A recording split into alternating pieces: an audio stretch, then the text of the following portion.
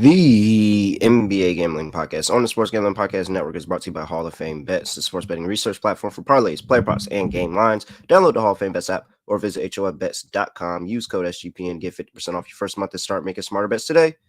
We're also brought to you by Game Time. Game Time tickets make the perfect holiday gift. Sign up at gametime.co. Use promo code CFBX at $20 off at gametime.co. That's promo code CFBX. Yes, sir. Welcome back to the NBA Gambling Podcast on the Sports Gambling Podcast Network. No me, no the voice, no the guy. It's me, really real, villain real. It's Terrell Furman Jr.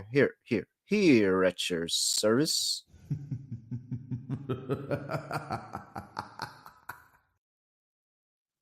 And it is a Friday in the association, coming off of a historically upsetting day for us on Wednesday on the pod with Houston and the freaking Knicks and Nets game, man. I mean, oh my gosh. I don't know. I really don't know what happened with Houston. Let's ask my co-host Scott Reichel. Scott, what's going on? Scotty, beam me up. Surprise. Yeah, well, unfortunately, I had a bad day too yesterday, so we're both potentially not ideal. Not a great day of picks for me yesterday, to be fully transparent, but it is what it is. We'll bounce back here on Friday. As for the Houston game that you're talking about, that Houston Atlanta game really pissed me off, man. Well, the game was weird because they no-showed the first half, then they showed up for a quarter, then they came all the way back, and then they got buried again. So they came all the way back for nothing. I'm pretty sure they led entering the fourth. They did, yeah. But they were trailing by a lot at halftime. They came back, and then they ended up choking the game away again, and they got killed. But as for yesterday, I gave it a couple of block props. I didn't get there. Chet wasn't close at 2.5. I took the over. He had 15 blocks in the last 2 games. He had 0, so that didn't work out. And I had Wemby 4+ at 2-1. What? Did you take the over a half on Chet off the backboard off the backboard? Dunks? Yeah, did no. you take over half? No? I watched it, but no, I did not have the over on that prop, so unfortunately I ended up losing. But I had Wemby to have 4 blocks at 2-1, and then Pop only played him 21 minutes for some reason. I don't know why he only played 21 minutes, but that's basically what happened, and he ended up with 3. So the Wemby one, if he played his normal workload, probably would have gotten there, but he did not. The Spurs are a laughingstock. Nothing really changed there. The Pistons are a joke. We can talk about that if you want to. I was about to say laughing. I mean, no. I will not let you disrespect Detroit on this show right now. I will not. Thank you, Detroit. Do I have a drop for this? Do I have anything that can explain how happy I am for Detroit? I don't think I do, but I'm so happy. I'm so happy for Detroit. Why, you ask? Because there's no fun in this streak ending as a minus whatever favorite. There's no fun in that. There is no fun. I mean, there is a sound effect we can play for the Pistons, but I don't see the sound effect you're referring to. No. They don't get. I mean, come on. They lost to a team led by Kelly Olynyk. Come on. Like, Utah wasn't using Markkanen. They weren't using Clarkson. They weren't using Horton Tucker. It was a phenomenal, underwhelming performance by Detroit, but damn, man, that team's bad. Any thoughts on the Cade comments post-game? When he said, I know we're bad. We're not bad. We're not 2 in 20. Yeah, you are. Yeah, you are. I mean, you actually kind of literally are. You actually kind of literally are, but I think I kind of get what he's saying. I mean, maybe if they're completely healthy, but even when you were healthy, you were losing games and you were still starting Killian Hayes in the lineup. So, I mean, I'm just saying, I don't know if he can go out publicly after the game and just say, I don't think we're this bad. No, but I get why the one he who had was saying to say it. He's trying to stick up for the team. I get it. Why he had to say it, but you know what I mean? I think Cade's the one who came out in the middle of the streak and said, this sucks. We got to be better. That might have been before the halfway point we're at now in the losing streak. It was I think 10 he might have games. said that. It was at 10 games. He said that at Was 10 that games. 10? Well, It was at 10 congrats, 'cause games when he said that. your initial speech didn't do anything because you've lost 15 straight after that. But Yes. they play the Nets twice. So hopefully my Nets don't blow the streak. It wouldn't shock me if they did because a back-to-back tends to be a little bit interesting there. It does, But but I think I have a plan on how the streak ends. okay. They have Just to say you get think they past the beat Nets. Boston and we'll move on. We'll move on already. They 'Cause I know have to get past the Nets, and then they go to Boston and they beat Boston. That's how it happens. So I think Boston kills them by 30. But anyway, I think the don't know, Nets man. are the best shot in the immediate future. There is a game against the Spurs coming up in a couple of weeks, but I want to just pull up the schedule quickly because the Pistons right now are one game shy of the all-time single-season record, at least tying it, and they are currently 3 behind the Sixers, who had a 28-game losing streak in between seasons. So that's why there's a little bit of a distinction there between the records. It's doable. That's all I'm saying. And I watched a decent amount of that game because, I mean, how do you not watch that masterclass game yesterday between Utah and the Pistons? But I ended up watching a decent amount of the second half. The effort level's just not there. I saw Isaiah Stewart and a couple of guys jogging around out there in crunch time, and it resulted in giving up some transition opportunities, some turnovers. But to read off the schedule, by the way, reminder, they're at 25 already. Brooklyn on the road, Brooklyn at home, Boston on the road, Toronto at home, Houston on the road, Utah on the road, Golden State on the road, Denver on the road, Sacramento on the road. Then they play San Antonio at home. This streak can break 30. It's got a shot at 30. That's all I'm saying. They're not going that far. It's not. I'm just saying it has a shot at it. If the Nets take care of business and if the Pistons end up losing to the Nets both times, the matchups against Houston on the road to get to 30, then against Utah to potentially get to 31. 30 is doable. There is a potential record brewing at this point in time. And if we're being all serious, it's the Raptors. It's when the Raptors come to town at the end of the year, like right before New Year's Eve. New year, new me. We go into the new year with the win. It's the Raptors. It wouldn't shock me if the Raptors blew a game because they've been untrustworthy so far this season. The Nets, I do think, can ruin this immediately. I think Boston kills them. I like your enthusiasm, but I think Boston would murder this team by 30 points. So Toronto is probably the best spot. I mean, the Nets have been in free fall, though. We'll talk about the Nets later, but they have not been in good form recently. Or they just wait till New Year, or they actually wait till New Year's Day on the road at the Rockets, and they're like literally, legitly New Year, new me. Like actually New Year, new me. Wow. There's a lot of New Year's, they're drinking for New Year's for different reasons. But yes, they might be a little bit hungover for that game. But I do want to ask you, though, since the Pistons we kind of covered and how they lost to basically a G League team yesterday. Any takeaways you had? I thought the Wemby minutes were very weird. He played 10 minutes in the first half, finished with 21. But the Bulls won by 19. Cleveland didn't have any players, so New Orleans won that one easily. Milwaukee won, didn't cover against Orlando, but good win for Milwaukee. The Clippers' winning streak is over as the Thunder buried them. The Timberwolves beat the Lakers by 7, but LeBron didn't play. Any takeaways you had from the games? Not really. Yeah, no, not really. I mean, good win for Memphis.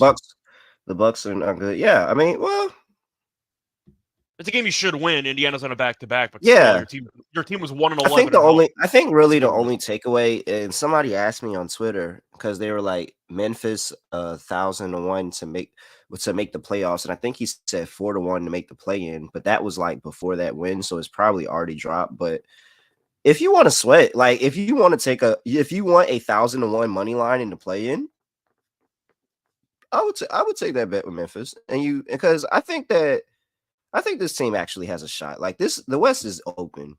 Nobody's really nobody's pulling away. You have teams like the Lakers that keep losing. They won the in-season tournament. They hung a banner and they're 1-5 cents. So there's not even even the teams that were expected to be really good. Denver's starting to figure it out. Minnesota did lose last game to the Sixers, but they're definitely going to be one of the top seeds in the conference. but it is pretty open at the bottom. There are a lot of teams, even the Phoenix Suns, for example. So the Suns and the Lakers, even the Clippers, if you want to group them in now, I know they're in better form, but even some of the teams that had high expectations are underachieving, and they're at the bottom. So I Yeah. do think that's an open spot for Memphis to maybe make a run. Do I think they're going to? No. But I think at plus 1,000, there are worse bets to make. I mean, this team is going to get significantly better when Marcus Smart comes back, when Luke Kennard comes back. Brandon Clark is supposed to be back at the top of the year next year. I think That's going to Smart's be on the really, verge really of big coming for back. them. He might come Yeah, back next Smart. week. Yeah, So. so he's been doubtful like the past couple of games. So it looks like he's almost back. Luke Kennard is going to take a little bit more time, but they said Brandon Clark. That was some big injury news for me when they said Brandon Clark should be back in January. Like, yeah, absolutely. Yeah. So, yeah, I don't know. I'm more optimistic about this Memphis team, honestly. Like, and it's just because, really, honestly, nobody is scary. Like, nobody is scary. Everybody can beat everybody right now, and that's what I think. Them, well, not the Pistons, but They can't beat almost anybody. every. Yeah. Yeah, they can't beat anybody, but almost anybody can beat anybody around here when you start looking at these teams. So, and I guess that makes a really fun NBA season. Hopefully, we get some variance when it comes to the playoffs and who we see, because it looks like a lot of teams look the same. Yeah, pretty much. I agree with that. All right. Talk about the games that are actually happening today. But before we do that, we got to talk about Underdog Fantasy. Underdog has those pick'em scorchers. You can play alongside your favorite fantasy players all season long. NFL, NBA, NHL, college basketball, college football. Simply just pick higher or lower on your favorite players' fantasy stats. We're going to give out an Underdog Pick'em contest at the end of the episode, so make sure you tune around for that. And when you sign up, when you use that promo code SGPN, Underdog will double your first deposit up to $100. That's Underdog Fantasy, promo code SGPN. All righty. Where do we start? I seen somebody talking about Maxey. That's where we're kicking things off. 7 p.m. on the East Coast. Toronto Raptors going up against the Philadelphia 76ers in Philadelphia. Line opened up -7. Philadelphia is currently sitting at -8.5. 230.5 is the total injury report for these two teams. And I saw this pop up on my screen earlier today. D'Anthony Melton did not participate in shoot around. Yes, he did not participate in shoot around. He is officially listed as questionable for today. We have Aaron. What? Oh no, that's somebody else. There we go. Robert Covington, probable with an illness. Nick Batum is out. And for the Raptors, we have nothing to report. So, I mean, Toronto it's the Nick historically Nurse, has it's been the Nick competitive. Nurse Yeah. Raptors, it's the Nick Nurse Raptors revenge game. However, whatever angle of whatever revenge game you want to look at it for whichever person, whether it's the Raptors or Nick Nurse, you do have that matchup, because I don't believe they played this. Did they play this season already? They played Yeah, they 2 did. times. Oh yeah, they played 2 The times. Yeah. Sixers won the first game on the road by 7. They won the second game at home by 15. Yeah. Now it's at 8.5. That last game was at 7.5. Now this one's at 8.5. I think I have to lean Philly, right? I mean, they're killing teams. I mean, they haven't played many good teams recently. If They they did win, end they up cover. Yeah, they beat Minnesota. That's a very good win. Well, no one by 14. Ended up burying Charlotte. Charlotte's a joke. Beat Detroit twice. They're the definition of a joke. But Toronto's been alternating games recently. They did lose at home to Denver by 9. They ended up beating Charlotte, lost to Atlanta, beat Atlanta the game before that, lost to the Knicks. But they're 11-16 for a reason. They're 3-8 straight up on the road. I think I'm just going to take Philly. I don't know how you can stop Embiid. Embiid's at 40-plus points in 3 straight games. He had 50 last game against Gobert and company. Good luck, Jakob Poeltl. That's all I'm going to say. Good luck. We're rooting for you. It's probably not going to go well. I'm going to lean to Philly. This team is really, really good at home. So I could see this being a pretty lopsided game. If Toronto hung around, it wouldn't shock me either. But it's mostly based on the historical battles they used to have. But without Yeah. Nurse on one side, it's just not the same anymore, because Philly already had more talent. Now they have the better coach, and they're at home, and they're really good at home. Philly this season at home is 11-4 straight up. So I think I'm going with Philly here because I've mentioned a couple of the recent wins. They're all by margin. They really don't mess around that much. They lost to Chicago that one game, but Chicago's been in good form. But Philly, I mean, you're looking up right now, and they've won, 7 of 8? And a lot of those wins are by double digits. I'm going to lean to Philly. I think they win by 14, 15. Pretty similar story to the last meeting in Philly. But I think Philly wins by double digits. Yeah, for the most part, you're looking at them. They are. Let me get this this trend back up here. You look at what Philly's doing as a favorite this season, and they are 16-5. 10-3 is a home favorite. You look at their ATS record; they got one of the best ATS records in the league at 19-8 overall. I mean, I feel comfortable most of the time. This team wins, they cover. Like, I'm not going to sit here and be concerned about this being a rather large number. Like, they typically get it done. This is one of the best teams in the NBA and the most consistent over the course of the regular season. And I mean, honestly, that kind of jives for what Nick Nurse does, especially when he has a quality, talented roster. Like, he pretty much dominates the regular season. You know, think about that championship.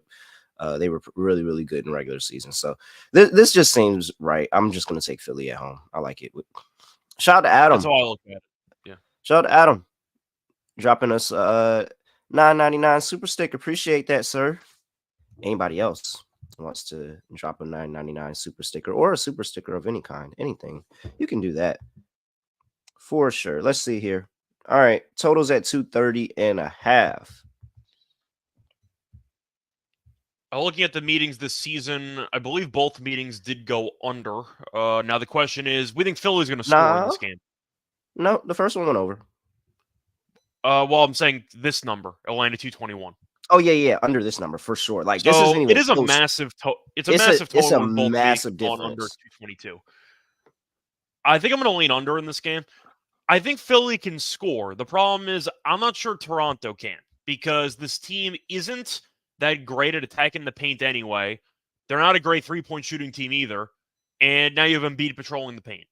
So I guess the question is, do I think Toronto can actually score enough points to help send this over? Now, maybe Philly drops 120, and it doesn't matter anyway, because Philly can just score a bunch of points. But they have only scored 114 in the first two meetings, each of the first two meetings. I'm going to lean under. I just think that Philly's defense is a pretty underrated unit. I think Toronto doesn't exactly have the guys to really challenge Embiid at the rim. I'm going to lean to the under. I think Toronto pretty much carries this game under. I like the Raptors team total under as well. Yeah, I like under too. Does Joel Embiid score 34 Well, right now, points 40 is the magic number because he's basically averaging 41 for the entire month of December, and he's had 40 plus in 3 straight. So the question is, does he play 4 quarters? quarters? It's like, does he play 4 quarters? Does he play 4 quarters? I'm going to give Nurse and Embiid props, though, because Embiid's turned down a bunch of massive stat lines to have good stat lines and sit the entire fourth quarter.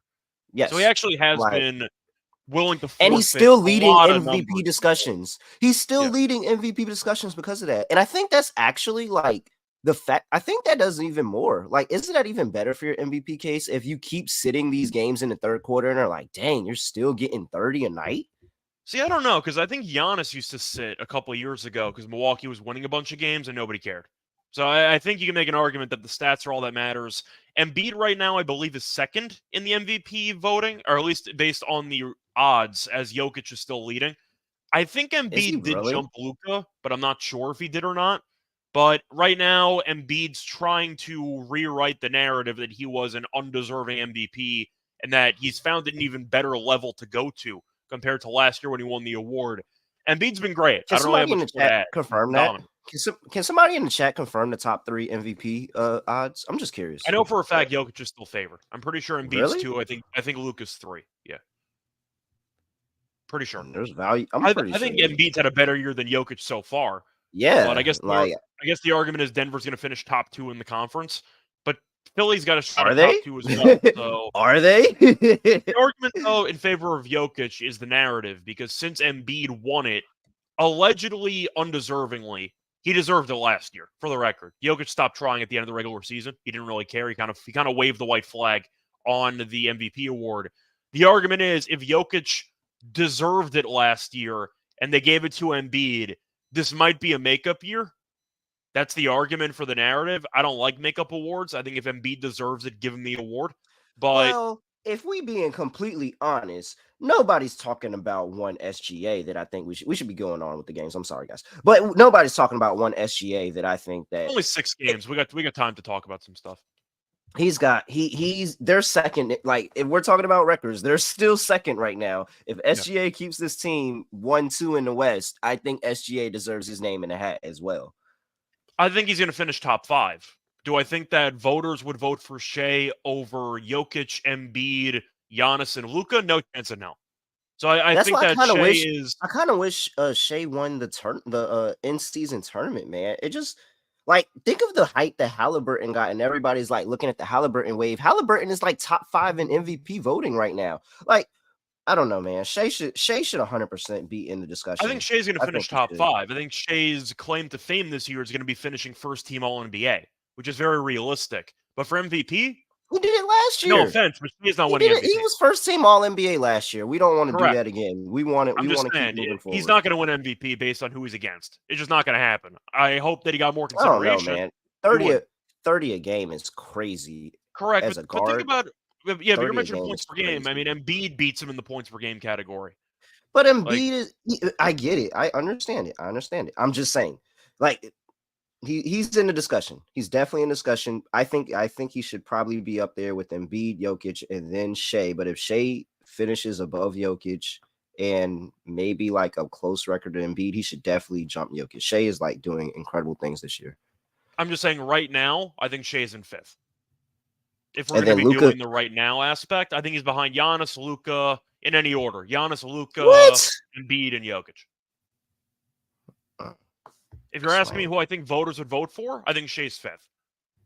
Shea, I think that the Thunder, once again, are the next up-and-coming potential super team we're going to see for the next decade and change. But voters, I don't think they're That's what I felt. I feel the same teams. way too, Catfish. I feel like it's voter fatigue. And you're like, oh, I don't want to give it to Jokic again. I don't want to give it to Embiid again. Giannis, I think, has gotten to the point where Giannis is just so good, they're never going to give him the award again. He's gotten to the LeBron and the Steph level where he's just not going to get it again no matter what he does. Like, just give it to Shea, man. Just give it to Shea. All right, let's keep going with the games now. Before we do that, because I wasted enough time, I got to talk to you about Game Time. Buying tickets without the stress is great with the Game Time app. Go to gametime.co. Make sure you get the lowest price tickets guaranteed. And guess what? If you go anywhere else and you find a ticket on the same row, same section, actually, when you buy your ticket on Game Time, just search around and look for somebody else that has a cheaper ticket. Because if you do find it in the same row, same section, Game Time will make up 110% of the difference.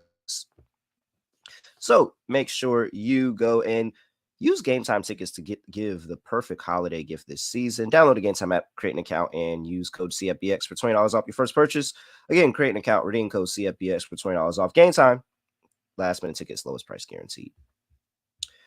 We're also brought to you by Hall of Fame Bets, the sports betting research platform for parlays, player props, and game lines. Research everything in the NFL, NBA, and soccer. All you have to do is enter a parlay idea into their parlay optimizer tool, and it's great because it'll break your parlay down by leg. It'll give you an expected probability, hit rates on each leg, all of that, so you can understand and you can make smarter bets.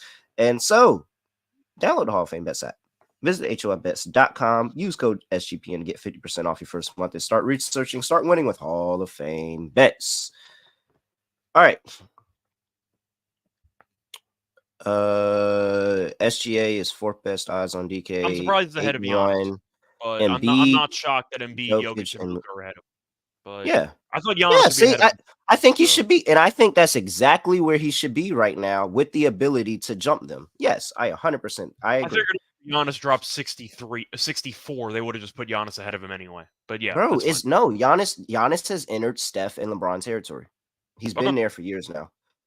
I don't think it's fair. I think that's crazy because you're kind of messing up people's legacy, like being able to win multiple awards and all that. But that's how Shaq only won one MVP, right? Didn't Shaq only win one? I think he only won one. No, he might have won two. Shaq might have won two. I think he won one. The 2001. pretty. It was there. It was definitely during one of the three. It was during the three-peat with the Lakers, but Denver Nuggets on the road. Deja vu. We've seen this game. The Denver Nuggets on the road playing the Brooklyn Nets. Opened up -4.5. Currently still -4.5. 231.5 is total. That actually came up half a point. Injury report for these two teams and for the Denver Nuggets. Now we got Aaron Gordon, who was probable. And for the Brooklyn Nets, we have Dennis Smith Jr., who is probable. Lonnie Walker, Ben Simmons out. Dennis Smith being probable is actually surprising. I think he's played in like basically a month. I haven't heard that name in a while as a Nets fan. But shout out to two for the 1999 super sticker. Appreciate it. Let's see. Shea got an average 30. He's averaging 30. I'm sorry. Even if he does get 30, I mean, I'm not going to spend much time on it, but Embiid, once again, might average like 35. I'm not sure if 30 is going to cut it based on Embiid's numbers, but Dennis Smith Jr., by the way, he really could be averaging 40. Like, he's played 2 games since November 17th. So, yeah, he's not played many games, Dennis Smith Jr.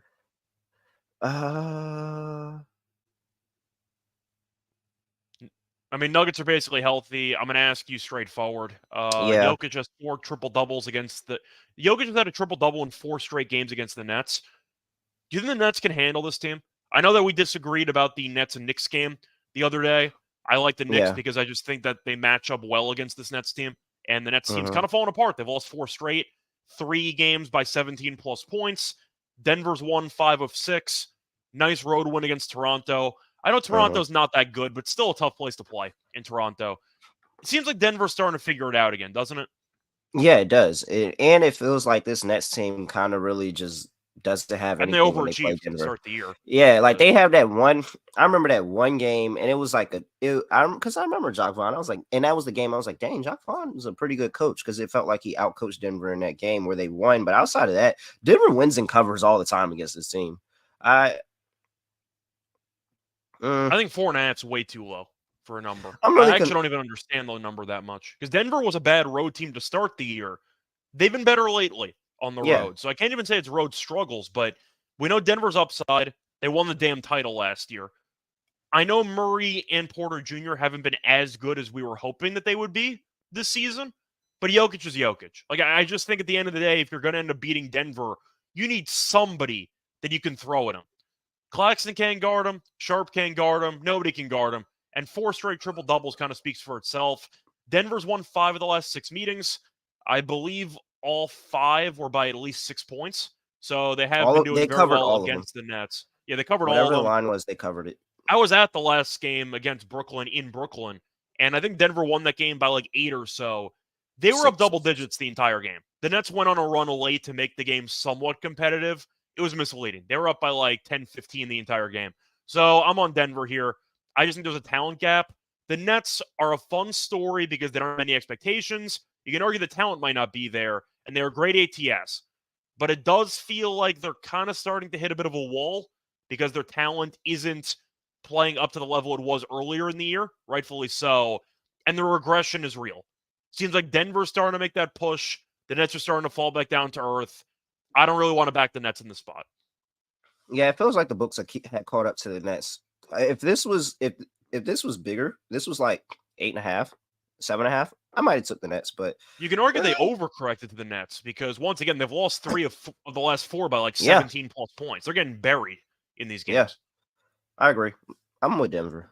I actually, and I really don't like taking Denver, especially on the road. But yeah, I like that. I'm with Denver. I mean, he had a monster game against Toronto, but the Nets, they don't have anybody that can match up with them. Like, it's just as simple as that. They've been really bad against opposing centers. Jokic had 14 rebounds in the last meeting. I think Nurkic had 22 rebounds against this team a couple of games ago. The Nets have been bad at rebounding against star power centers, or at least big body centers. And I just think they're going to get killed on the glass again in this game. So, and I'm assuming you watched that Knicks game. That was rough for the Nets. They got buried in that game. Florida State to sue ACC over grants of rights, $130 million withdrawal fee. Damn. I don't know what's a lot of money and what's a little money in college sports. I don't even know anymore. Nah, I seen something that said it cost them $572 million to get out. I was like, no way. No way. That's crazy. But this says there. I don't know. I guess I don't know. I didn't read the article. I just read the headline. Yamamoto got Okay. paid more. So there's that. You said what? Yamamoto got paid more. Oh, Got paid roughly two the times Japanese that. You got pitcher? 300 million or so from the Dodgers. 325, I think. Man, that owner's just rich. Pretty much. All right, the Yeah. Dallas Mavericks on the road going to play the Houston Rockets. What? Oh, Luke The is not injury playing. report. Oh, okay, So that's that's okay. That's what's going on. Oh, I was like, what? I'm annoyed because I got technical foul bets on Luka and Dylan Brooks, and they're playing against each other, and Luka doesn't show up. I'm kind of annoyed. I understand why he's not playing, but it would have been great for my technical foul bet if they were both playing in this game. -2.5 was where it opened at. It's up to -8.5 now. 223.5 is total. That's come down from 233. We have Seth Curry questionable, Luka out, Dante Exum out, Kyrie, Derek Lively, Josh Green, Maxi Kleber all out. And for the Houston Rockets, Tari Eason is questionable. Victor Oladipo still hasn't put the jersey on. Fake player. So, yeah, it's like I'll say it every time. Fake player. Is he ever? I don't think Victor Oladipo exists. When's the last time anybody's seen Victor Oladipo? In person? Or I haven't even seen him on a sideline. I don't know where he is. Yeah, I just feel like anytime I've turned on the game, I've never seen him. So like he's not at the games. I don't think he exists as a person anymore. Here we are. I mean, the question is, does Houston play down the competition? I'm gonna say no because they're at home. If they were on the road, maybe, but this is a really good home team. And they're off of it's a pretty great spot for Houston because they were against an Atlanta team that has been underachieving the season, and they no-showed the first half. Simply put, they gave up a ton of points. They made the game interesting for about 5 minutes, and then they immediately got buried again in the fourth quarter. So I think normally I would say it is a look-ahead spot, but in this case, I don't think it is because I think it's a great spot for Houston to not overlook this team because they might have overlooked Atlanta in their last game. And now they have pretty much a free win, in my opinion, because Dallas' supporting cast is really not that good. Hardy was good last game. I think he had 5 threes. Hardaway Jr. no streaky, but he's still a solid three-point shooter. They don't have any size in the interior. They got nothing. They're using Dwight Powell. That's basically their entire center group. I think Şengün and company should have a good game here.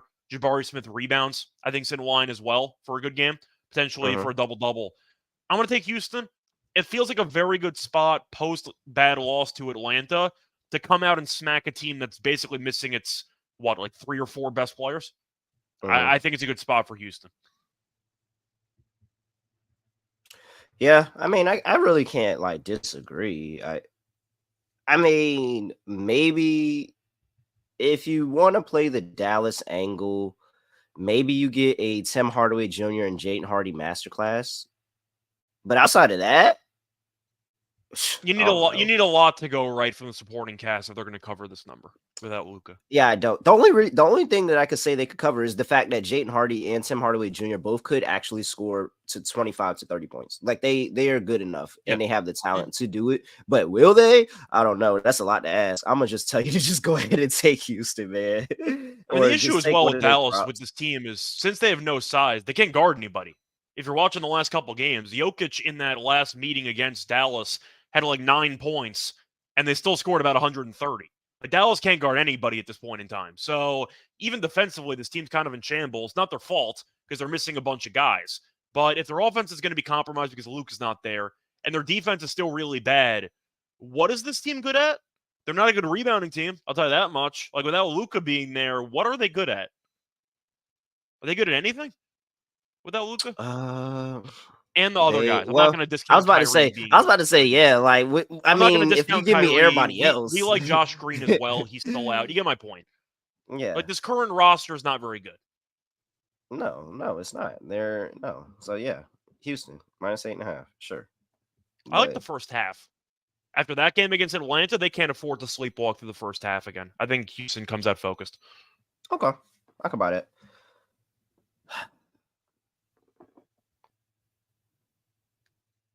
Gonna move on. 223. Yeah. No, I'm just trying to decide if I like the over 223.5. But I think I would just Yeah, just if I any play that I would have on Dallas or the over, I would just feel more comfortable just taking that and putting it on Jayton Harvey or Tim Hardaway Jr. because I really think that's the only way that either Dallas ends up scoring points or that this game is competitive. It has to be on the backs of one of or both of those two players. Yeah, so I'm gonna lean to the over in this game. Dallas defensively has not been good, but I'll go through the numbers right now. Looking at the last couple of games for Dallas, they have allowed at least 119 points in each of their last 5 games. We know Houston defensively has been a very good team all season long. Recently, been a little bit lax with their defense because they've given up 128 plus points in 3 straight games. Gave up 134 at home to Atlanta in their last game. I actually kind of like the over here. I think that even though Luka might be out for this game, the pace might still be there. And I do think that Houston's played a bit faster recently.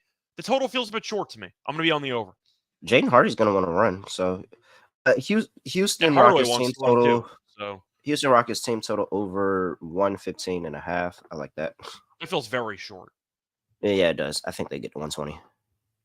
If they don't, that's kind of disappointing. All right. Yeah. The Atlanta Hawks are on the road going to play the Miami Heat. Heat open up as a -2.5 point favorite. They are now a -1.5 point favorite. 237.5 is the total injury report for these two teams. And for the Atlanta Hawks, you have AJ Griffin is out. No Jalen Johnson still. For the Miami Heat, Jimmy Butler's already ruled out for this game with the calf injury. Kevin Love is available. So we have our infamous Miami -1.5 line. So win margin. Where's the win? There we go. Margin. Exactly one. That's the angle you're looking for. Yeah, I'm trying to find the so Miami to win by 1 is 28-1. 28-1 in a Miami. Another Miami finds a way to win the game, but not cover the spread because oh man, that would be so funny, man. But I've seen them do it twice. Like I know 2 vivid times that I've seen them lay 1.5 at home and not cover, and it's actually annoying. Either way, last time I got cute with the Orlando Magic. It was Miami as a dog, and you're not supposed to question it. You take Miami as a dog, you fade them as a favorite. I'm just going to keep going with my system bet and stop handicapping Miami games because I win. I'm ultimately up on profit whenever I do it. Just follow the system. Fade Miami as a favorite, especially a home favorite, and take them as a dog. I'm taking Atlanta. The only thing that kind of scares me off with Atlanta is how historically good Miami has been at guarding Trae Young. They've given him a lot of problems. Now, Trae has been better recently, as he's had 25 plus points in 2 straight games. The field goal percentages are pretty ugly if you look at the games against Miami. Now, he had a game back in March where he ended up shooting 52.9%, but I'm going to read off the shooting percentages for Trae against the Heat in the last couple games. I'm going to round up or down to the nearest whole number. 37%, 53%, 15%, 46%, 25%. The Heat are really good at defending Trae Young historically. Now, it might be different with Jimmy Butler not being there, some different looks. Bam's back, though. It's going to help the actual defense. It's really tough because these teams, it feels like the games are always close when these teams play against each other. And it feels like Miami's usually on the right side of those meetings. I think I'm going to lean to Miami. I don't feel Did great you just about endorse my Miami by 128-1 bet? I mean, I you just sound like you endorsed it. I You like just the endorsed bit. it. I like the bit attached to it. I think it's a good comedy, like special joke. But I do think I'm going to lean to Miami here. It's pretty. It's really up there. It's up in the air for me because Atlanta. I got to give them props, even when they are bad for most of the season, because they did beat Houston. They went into Houston, blew a massive lead. They blew a 20-point lead in the quarter. But they bounced back and they won the 4th quarter handily, and they won the game comfortably. But the fact that they still almost blew a 20-point quarter means a 20-point lead means I still don't really trust this team. If I'm leaning to Atlanta, it might be first half because they have been a good first half team. They've had issues post halftime. I'm going to lean to the Heat at home. I don't feel great about it, but that's where I'm leaning. No strong opinion, but I'm going to lean to the over in the game though. Atlanta's a track meet team. I like hero props. I think that you're looking at Hero to have a big game. Bam might be in line for a big game too. But I think I'm going to lean to Miami because I like their bench more than Atlanta's. I think they're going to kill Atlanta in the bench minutes. That's kind of where I'm looking. Oh yeah, Jaime Jaquez, my guy. Where's his prop? 15 and I is think it he's 15 starting and a though half? because Butler's out. So I think that Jame's Yeah, actually starting. but I'm still gonna take But, him. Like, yeah. where can I get what's the let me see. What is your points prop at, sir? 14 and a half? That is nowhere near Pretty low. enough. Yeah. Ladder him up. Ladder him up. Let's get a price on that ladder. What? He's starting too, and he's only at 14 and a half. What do you think Atlanta's gonna be doing? They're not guarding anybody. We've seen that all year. So somebody's Yeah. going to have to score for Miami. Jaime Jaquez over 14 and a half, 20 plus points at plus 280, 25 plus points at plus 950. Like this is way too low. I've seen him at 15 and a half coming off the bench, and now he's at 14 and a half and he's starting, going to be playing majority of the minutes. Yeah, all right, I'll take it. I'm looking more for a Hero game. I think Hero's got a shot at a respectable 26, 7-7 type game. I think Hero's not going to get to the triple-double, but I think he's going to be able to put up a good overall stat line in the spot. But let me quickly see what the points number is for Hero. 24 and a half. I mean, I said 25. Yeah, okay. So, yeah, I think Hero goes over. I think 24 and a half is a bit low. So I think that's worth consideration. Trying to think of any other players that are worth looking at. I think for the Hawks, though, I don't mind DeJounte over 18 and a half. He's gone over in 8 of the last 10. I mentioned before that Trey's shooting numbers have not been good against Miami. If they have to pivot, I do think that DeJounte might be getting a pretty solid matchup because Miami's defense hasn't exactly been great this season. It's fine. It's been better in years past, but I do think that DeJounte could have a decent game. Maybe Bogdan threes if you think that they're going to be able to light it up from deep. But I do think at the end of the day, you're looking at a pretty standard star power game for Miami where Bam has a good game, Hero has a good game, and then Jaquez and Lowry and some other guys contribute. Caleb Martin, for example, for maybe like 10 to 15 points apiece. But I'm going to lean to Miami in the spot. I like Trey over 10 and a half assists. Okay. I think That's been a good play recently. Because I kind of think this is an over game. It's tough to take unders with Atlanta. They really don't guard anybody. Yeah. So I think they just keep up. All right. The Washington Wizards are playing the Golden State Warriors. Golden State's laying 12 at home. 247 is the total. Washington played last night when they got a 1-point win over the Portland Trailblazers. I mean, like I think that there should be just a whole nother tournament for everybody at the bottom of the league. Because I'm not gonna lie, the bottom feeder teams are giving us some pretty interesting games. Like they don't mean anything last night against the like they don't. I wish these games meant something. Like give them a loser trophy or something so that they can because these games are pretty fun. Like I'm not even gonna hold you. Like that was a fun game last night. I mean, Golden State doesn't cover. Oh wait, injury report for these two teams. How you say this dude name? For the Golden State. For Golden State. Who I'm talking about. You know who I'm talking about. Yeah, I mean, I call him Podes. I think it's just easier that way. He's questionable. I think it's pronounced Is it Pozemski? I think that's how it's pronounced, but I've heard different pronunciations. Somebody help me out with that, please. And for the Washington Wizards, Landry Shamet TBD because they played last night, but no Giant Davis still on right. They won a game last night. They might be celebrating, They don't win many games. I know. I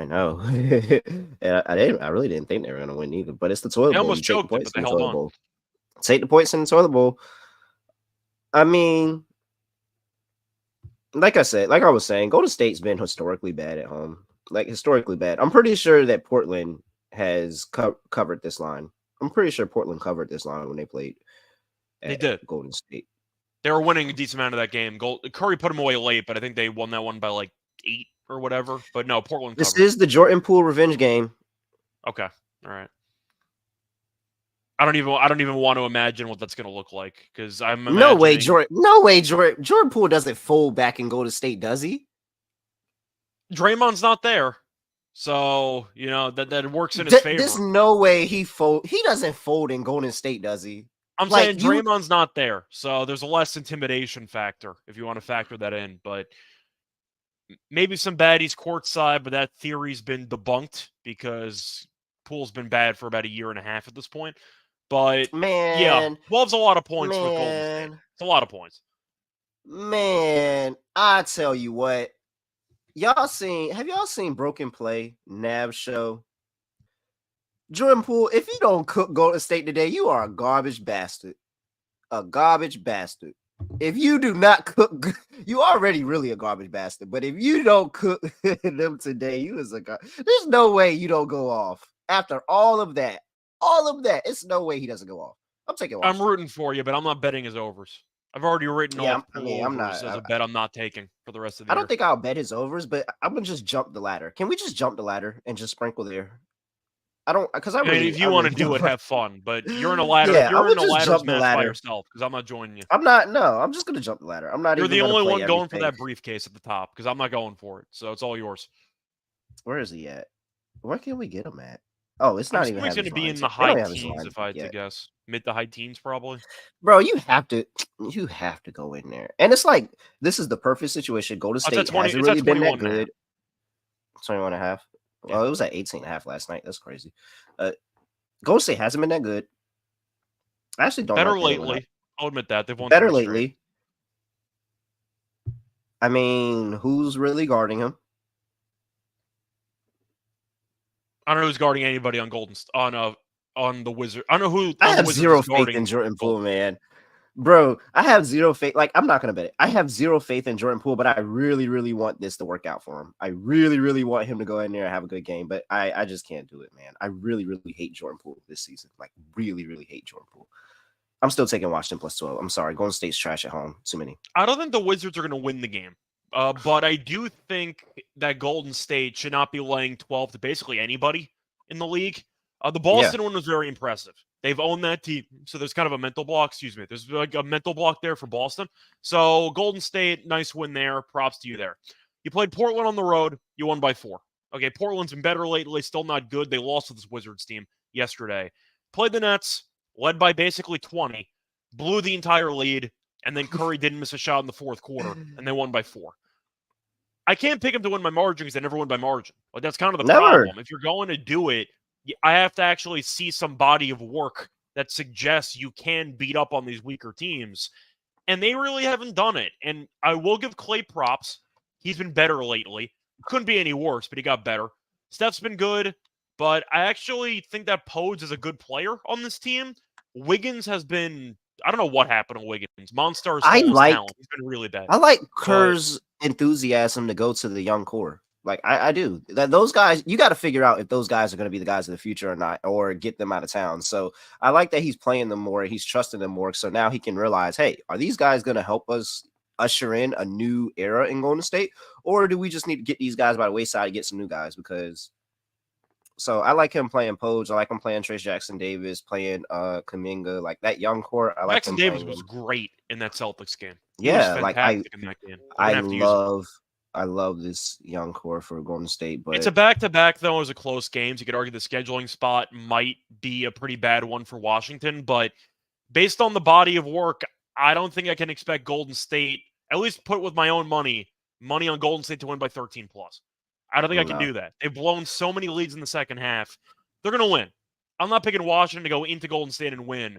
But can I see them messing around and Washington loses by like 9? Yeah, I can see that. They're going to blow the fourth quarter. And they're going to. I'm going to lean to the Wizards. I think they're going to be able to sneak in there. Maybe they'll put together a run in the fourth quarter to make it interesting.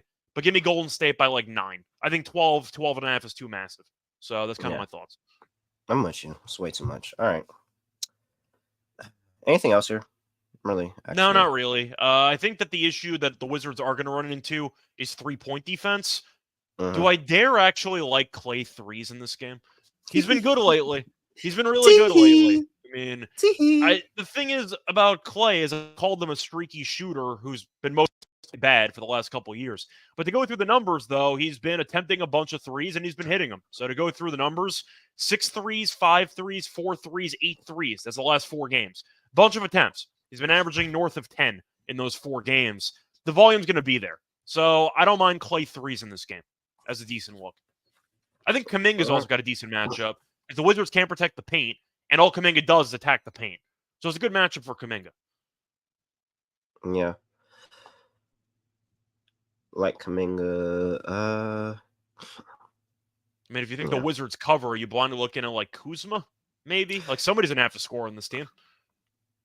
I'm telling you, it's gonna be cool. It's gonna be the same. It's gonna be the same too. It's gonna be Kuzma and Poole. I think I kind of like Tyus Jones' PRA in this game. He had a good game last time. He's a good player. I've been preaching Tyus Jones for years at this point, but I think that he's a very solid player, and I do think that in this matchup, if we're expecting a higher scoring game, I think his PRA is worth consideration. Because if you're looking at his numbers recently, yeah, I mean, his PRA is set currently at 24.5. He's gone over in 4 of the last 5. It feels a bit low. I don't mind Tyus Jones' PRA at 24.5.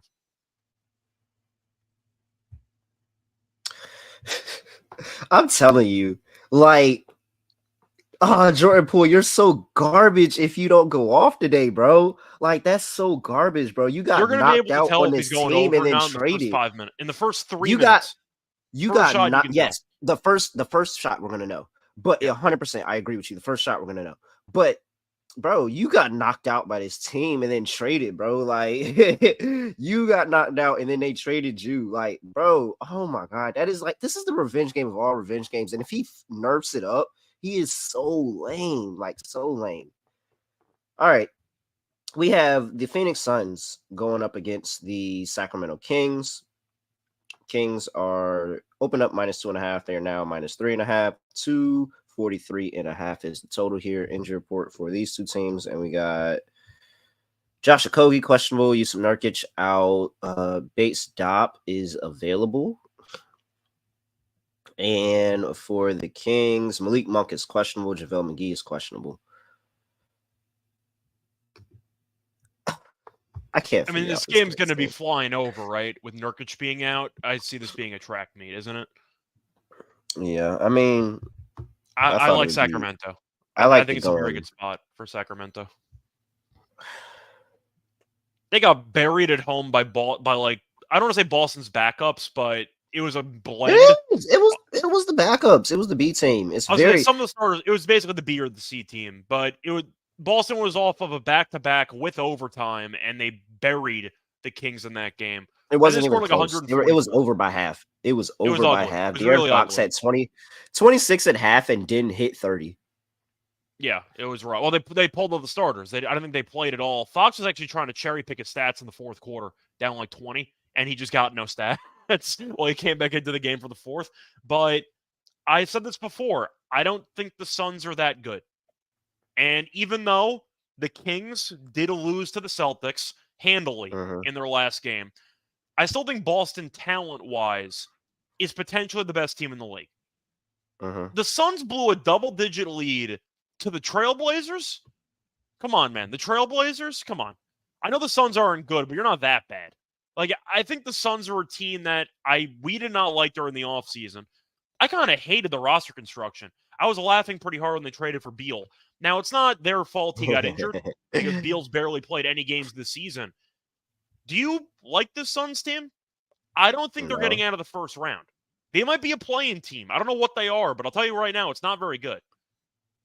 I think that it's clearly at this point, now that we have a sample size of 25 plus games, it clearly looks like that this team is trying to live off of two people. And we've seen this a number of times where they've tried to only have two people on a team, and it doesn't work. Like, it doesn't work. You need a basketball team. That's why it's not 2-on-5. Like, and ultimately they're just not getting that. And they're definitely not getting it from anybody that's not in the starting lineup. So you're telling me we have a game where we're playing a whole bunch of people that already weren't in the starting lineup playing trash, and now we're expecting them to play good as starters? Absolutely not. I don't think they're any good either. The Kings really pissed me off. They really pissed me off with that Celtics game, but I'm going to take the Kings here again, -3.5. I'm not a big Kings guy either based on the season, because I have been critical of their overall roster. I don't think they have enough shot creators. Their bench isn't great either, but at least they have Monk. The Suns got nobody. At least they have one premier bench scorer. They have one person that comes off Pretty the much. bench and plays well. It's one more All than right. what Phoenix has got, but I did have money on the Kings against Phoenix in Phoenix a couple of weeks ago. I'm trying to remember who didn't play in that game. I think Durant didn't play in that KD game. and Durant don't like I think each other. Booker What? definitely played, but the Kings buried him in the second half. It just feels like it's a spot where the Kings still have a good home court. They didn't show it in the last game. It does seem like a good spot for the Kings to get back on track at home.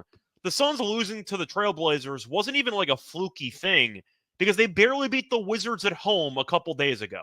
Like, I don't think this team's very good. The Kings at home, though, I think they're going to show up for this game. Crowd will be into it. I'm going to lean to Sacramento. I think their depth is there. The pace is going to be there. Give me the over, but the Kings might score 130. And Nurkic not being there, they don't even have a third option on this team right now. Who are you going to use? Eubanks as your center for this game? Probably.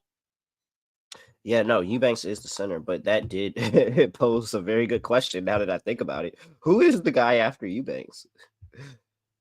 According to RotoWire, they have Metu as the projected starter, which is definitely a lie. It's going to be either Durant at the center or they're going to use Eubanks. Well, he started 2 games this Probably season, Eubanks. so he started 2 games this season. I'm saying, but even if Metu does start, that's going to be potentially a first quarter only lineup. He's not going to be the center in the fourth quarter. I don't see that happening. So. Yeah, Eubanks playing more minutes, hasn't had any start. So Metu might start, and then it's going to be like all Eubanks after that, basically. But I'm saying the closing unit's not going to have Metu at the 5. maybe we get a Bull sighting. Maybe you get a Bull sighting. I forgot that guy was even on Phoenix. That's a fair point. I didn't know until I pulled up. Who's Phoenix? I honestly didn't know. Behind Durant and behind Booker, who's Phoenix's third best player in this matchup? Is it Grayson Allen? No. It might be Grayson Allen. Tells me what to think about this roster. It might be Grayson Allen as their third best player. It's not pretty. Eric Gordon? That's what I was trying to decide. I was like, dang, is Eric Gordon better than Grayson Allen? Choosing between Eric Gordon or choosing between Grayson Allen. Yeah, it's Eric not Gordon. a great Eric Gordon, man. List of players. As a creator, as a shot creator, it's Eric Gordon. I think this year, Grayson's actually been pretty good this year. But that's what I'm saying. The point is there's a discussion to be had on if Eric Gordon or Grayson Allen are the third best players on this roster for this game. That is not a good problem to have. So I'm going to lean to Sacramento. I'm assuming we're on the over in this game, though. Bunch of points, no defense. Yeah, don't want to get cute about it. I do kind of I kind of question why that line's come down a little bit, but I'm just gonna assume it's injuries or something like that. But yeah, give me over. I'm not gonna question that. All right. Anything else of note? Any props that really stick out? The Suns team can't guard Fox. They just can't do it. Like I'm taking them again because that second half was abysmal. That's the only reason I'm taking them is because the second half was that bad. But like, he's really on my shit list. You're really on my shit list. I watched him go off against Phoenix in Phoenix a couple weeks ago, so he kind of carried that team in the second half. Sabonis, I think, is in line for a big game because with Nurkic being out, they don't really have any actual strength down there. I think Eubanks is more of a finesse center. He's an energy guy. Most of his baskets are kind of like BS little floater touch shots around the rim. Sabonis might get a triple-double in this game. We'll see what happens, but I think he's in line for a good game. For Phoenix, Booker assists, probably worth a look. He's going to be the point guard for this team, so I don't mind Booker assists, maybe Booker double-double. But I do think you're going to see Booker and Durant basically try to carry this team to a win. So bet accordingly, but that's kind of what I'm anticipating. Yeah. All right. We're done. Lock, dog, and underdog lineup. Scott. We're switching up the mojo. Am I going first? You going first? We switched it up last time. That was an official. So the last mojo switch was an official mojo switch. I was gonna say I don't know if that actually changed the mojo or not. That's why I was asking. Nah, it's just I wasn't sure if it was like a cocktail. You know how you switch up. You know how you switch up a lineup and you got to get that continuity. Like, it's just growing pains. I thought it might have been like a cocktail. You got the ingredients in there, and we're just shaking it out to see what happens. I wasn't sure what exactly the game plan was, but Yeah, sure. I'll go first. So let's try to get back on track after a pretty underwhelming last couple of Lackluster shows for week. me. Yeah, Yeah, week. It was a bad week. I'm but not even gonna hold you. I think the start of the week was okay for me. Just the last 2 episodes weren't good. But I'm trying to think if I want the Kings or if I want to go with the Nuggets in this matchup. I think I'm gonna go with Denver minus the 4.5. I just think Denver's a really bad matchup for this Brooklyn team. The Nets have a lack of size, and they can't guard Jokic at all. Murray's healthy. Porter Jr.'s healthy. Aaron Gordon's healthy. They just have an unstoppable player, and the Nets are helpless. That's kind of how I'm looking at it. But the Nets offensively have not been good recently. They've gotten buried in 3 of their last 4 games. They've lost 4 straight. Denver's road woes appear to be over for now, knock on wood, but they have been better in opposing arenas. I'm going to lean Denver. They've won 5 of the last 6 meetings by at least 6 points. Jokic, 4 straight triple-doubles against this team. Give me Denver to get the job done, minus 4.5 as my lock. For my dog, what do I want to even consider going with here? Is there any dog? I mean, the money line prices weren't good enough for me to actually consider a dog on the money line, so I'm going to have to go with the player prop in this game itself. Let me quickly just see what I can get in the Suns and Kings game, because I do expect to see a lot of points in this matchup. You know what? I think I am going to go with the angle I mentioned a second ago. I think Sabonis triple-double I'm actually going to go with here, because with Nurkic being out, there's a lot of chances to pad some serious numbers. I see plus 310 for Sabonis triple-double. I do think he's in line for a pretty solid stat, really just a solid performance here, especially with no Nurkic. So the front court for Phoenix is kind of depleted, but to look at the head-to-head meetings in the last game, he had 15 points, 17 rebounds, 5 assists. The game before that, he had 27 points, 9 rebounds, and 9 assists against the Suns. He's been close. I think that this is a good price. Give me Sabonis triple-double at plus 310. Okay. For my lock. I'm assuming you're going side on this one. I Could be don't really total. know. Yeah, like I mean, everything kind of looks okay. Like, is there anything that I'm like, man, I can't wait to run to the window with? Not really. But we'll go with I mean, I just don't know how they're gonna stop you. Like, Houston really, really should score 116 easy against Dallas. Like, they really, really should. Give me Houston Rockets team total over 115.5, minus 118. I mean, we labeled it out. With all these outs, there's really there's no rim protection for Dallas. You don't like, Jayden Hardy being, one of your main defenders on the backcourt.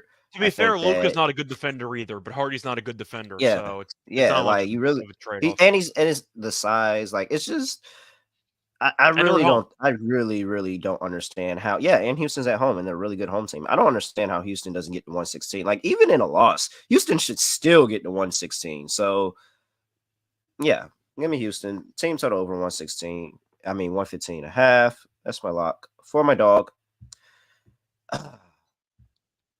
Man, he was on the bench getting 15.5. He's getting 14.5 today. Give me Jaquez. 20-point game. Plus 280. Okay. Nice. Yeah, he's going to get it done. He's in the starting lineup. More opportunity. This man is a bucket. He's going to get 20. It's going to be a pretty chill, easy 22. Jaquez plus 280. Gets it done. All right. Underdog. Let's see here. LeBron James Christmas Day special. Okay. Going to add that to my card this week. Let's see. Jaquez. I don't know if they're going to have Jaquez or not. I mean, he is starting, so they should Yeah, have him. I mean, they should, but there's no way he has a photo, by the way. No chance. Nah, he has a photo. I've seen his photo before. Yes, he does. I've seen his photo before. Okay. I'm telling you, it's your guy that they don't give a photo. Yeah, Auburn's the best kicker in the league this season. They don't have a photo for Aubrey. Oh wait, but yeah. Okay, there's good for Jaquez. Yeah. I'm sorry. I don't want to get too distracted, but I want to go back. I want to go check and see if Aubrey has a picture. There's no chance. Guy's the leading fantasy kicker this season. He still doesn't have a photo. He's got nothing. He's a fake person apparently. Leading fantasy kicker. He doesn't have a photo on. Nah, bro. If he walked past me, Underdog. right now, I would not know who he is. Okay, How so many people would you actually recognize their face for NFL players? You got the wide receivers, and the running backs, and the quarterbacks. I was on a show yesterday, and we were laughing because we were talking about how Jonathan Gannon was asking people if he rode the bus, and then we was like, "What if you saw Jonathan Gannon on the bus?" And we was like, "Could we pick out Jonathan Gannon from a lineup?" And I couldn't. Have no idea. Like it's Jonathan Gannon, Kevin Stefanski, Zach Taylor. Like there's a lot of people in the NFL I cannot pick from a lineup. Honestly, a lot of the I'd say middle to older age white guys that kind of merge together in the NFL landscape. Do you know that that NFL coaches picture they take every year? Yeah. Yeah, I always look at that picture and be like, man, look at all these guys I don't know, but I'm supposed to know these guys. Like, what do you look like? If you showed me a picture of Shane Steichen, I got no chance. I have no chance to guess what Shane Steichen looks like. I got no hope. But you might be coach of the year. I'm not even sure what he looks like. All right, man. So look, for the underdog lineup, I can give you your Sabonis triple double at 2x spicy, or you can just take one of the props. Like, what do you want to do? What's the RA at for Sabonis? Because he might end up with like 16 rebounds here. RA is 20.5.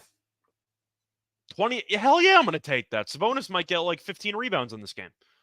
Yeah, I'm in for that. I'm not worried about the rebounds at any point in my triple-double bet. I'm worried about the potential assists, but the rebounds. Does he get 20 rebounds? Does he get 20 rebounds?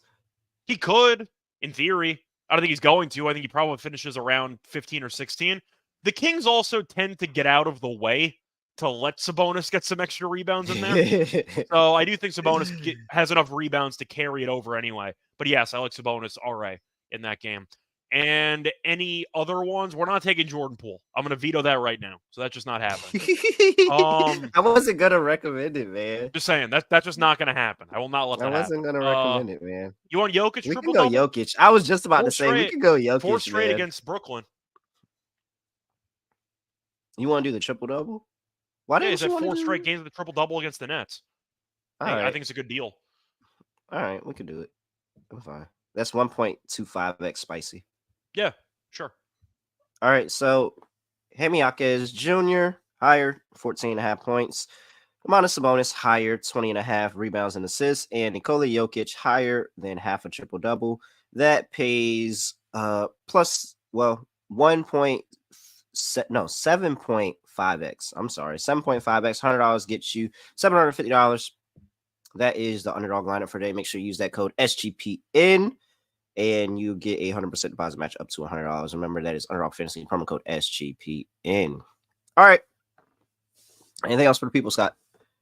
No, not really. Once again, been a bit of a rough end to the week, so let's turn around on Friday. Yeah, definitely turn things around on a Friday here. We have 70 people in the chat. Should be 70 likes when I go look there later. Appreciate you all. Like the video on your way out. If you're here on YouTube checking us out afterwards, make sure you like the video before you go. And for all the people that are listening to us wherever you get your podcast, make sure you please give us a 5-star rating and review. Make sure you're subscribed on YouTube. Subscribe wherever you get your podcast. Do all of that. Other than that, I have nothing else to say, nothing else to do. No other way of ending the podcast. We're just going to end it like this. We are out of here.